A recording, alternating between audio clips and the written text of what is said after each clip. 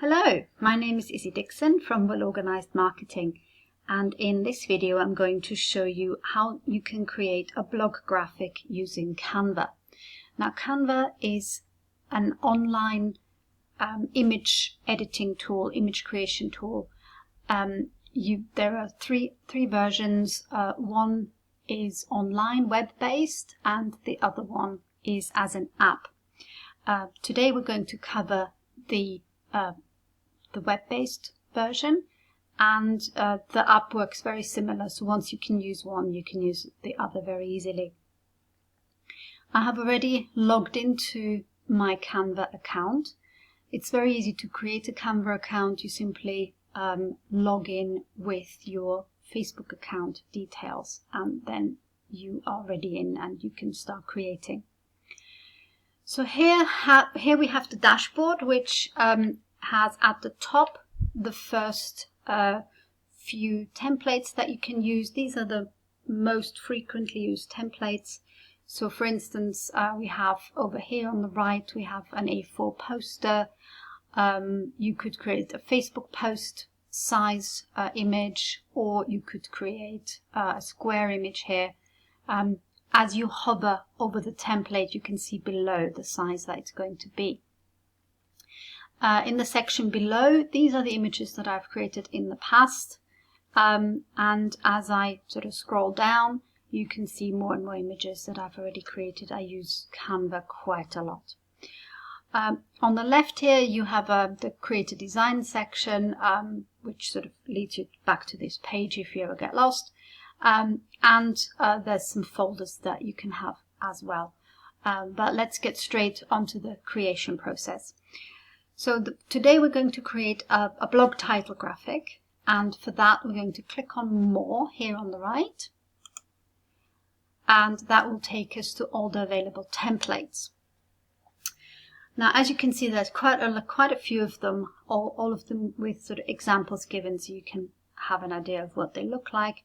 I'm going to scroll down all the way until we get to the blogging and ebooks section, and here is the blog title template that we're going to use. And we're going to click on it, and when you click on it, it loads up a blank template for you in a new tab. So it opens in a new tab. You can see here the white rectangle, and that is your canvas, so to say, to create the image.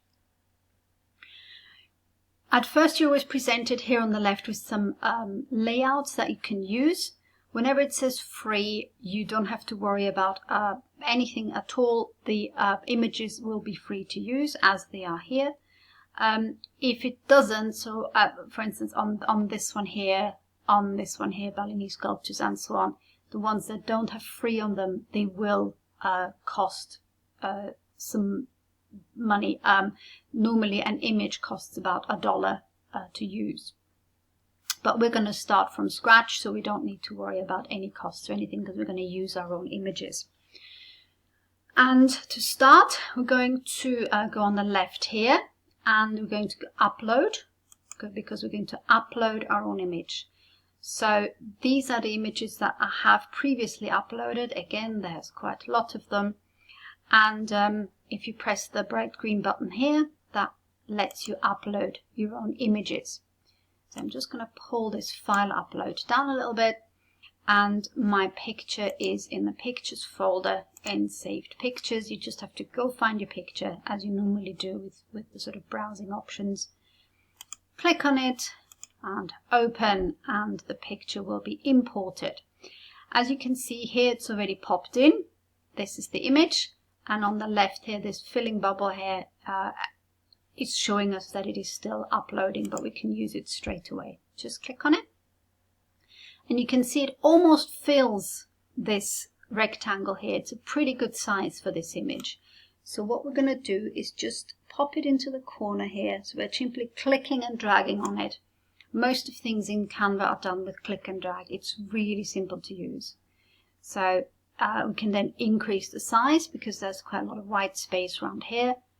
And if you pull, click and drag again on the corner, you can fill the whole space. So we're going to just pull it down a little bit to get exactly the right part of that image into the graphic. So I think this looks quite good. And when you click out of the image, those guidelines around disappear and you see what the graphic will look like. So this is a simple image pulled into the right size. But of course, because it's a blog graphic, we want to add a bit of text overlay to it, because a picture may say 1,000 words, but it is still better to let us decide what the words are and not the reader, who sort of has all sorts of ideas what this picture would mean to him. And let's say we have written a blog article about city life, which also happens to be the title, and we want to add that title to the image. So that's text. So over here, we're going to the text symbol here on the left, text icon, and you have a couple of options. You can either use very simply here these headings, so big one, medium one, small one, depending on the size of the text you want. But don't worry, you can change the font, you can change the size of the typeface, everything is changeable in Canva. Other option, you can use one of these text placeholders, which give your text a bit of a snazzy feel to it. So for instance, just scroll down and see what the options are. And the text that is on these placeholders is just an example. You simply replace it with your text.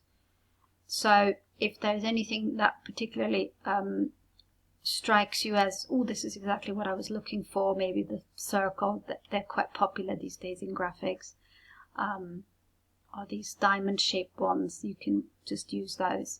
We're just going to keep it very, very simple. I'm going to scroll back up and use just a regular heading. We're going to go for the nice and big one. And on the right, it popped straight in, and it's already highlighted, so we can type straight over it. And I'm typing in city life. Now, normally text comes in as black, and because the image is already quite dark, we can't really see that. So you simply use all the options up here that you can see in this toolbar to change the color. So this is the color, and we're going to use white. That would sort of be quite a good contrast on here. When you click out of this color picker here, you can then see what it looks like. You can move the text around. Just make sure you see this four-way arrow. Here it is now. Click and drag, and we're going to drag this text sort of down here into the left-hand corner. Sorry. And I don't quite like the font for this image, and I'm going to change the font. So change the font here by just picking one that you like the look of. Let's go with Allura here. This one looks quite good. And the size here, click on one of the arrows and you can make it bigger. So let's go for 56. That's a good size, which means we need to pull it up a little bit more so it doesn't run out of the image. There we go. And it's currently white. Actually, I want to change that. I want to change it to yellow. But it's not really the yellow I'm after. So if the color you want is not in this selection here, then just go on the plus sign. And as you can see here, the color wheel, you can click and drag this circle and find the exact color you want. Really light ones, really more intense ones over here, so towards the outside. Let's find a nice strong yellow there. Maybe this one. And as you can see below here, it immediately gets reflected in the font as well. So you don't then have to confirm and see what it looks like as you run through the colors. If you keep your eye on the wording below, you can see it goes through all the colors that I'm going through at the top, so you can really find exactly the right type of color you want. And on this slider here at the bottom, if you want to go darker, you just pull it across and you can see it goes really, really dark. So I quite like the really light one. Let's see. Yeah, I quite like this shade. This looks quite nice. There we go. And again, there's no save button, there's no confirm button. Everything gets saved straight away. Just click out of the color picker here and click on the left, and there it is. So this doesn't look too bad, except for the contrast. It's not very legible. City Life is a lot lighter than this, but there's quite a lot of white in there from all the lights in the city. So we need to put a layer of color in between the text and the image. And ideally that should be transparent. So to do that, we're going to pick elements over here. So these elements contain grids, frames, lines, icons, all the different things you want. We're after shapes right now because we want a simple square, or actually rectangle. So we're going to pick this very, very simple square here, which we can completely resize as we need it to. As you can see, all of these are free. So we're going to pull it right down on these movable dots. And as you can see now, currently it's completely non-transparent, it's completely opaque. So the way you make it transparent is up here. You can see this button here. As you hover for a little while, you get the little tip, it's transparency. So we're going to click on that and we're going to make it more transparent. And that's probably quite good like that.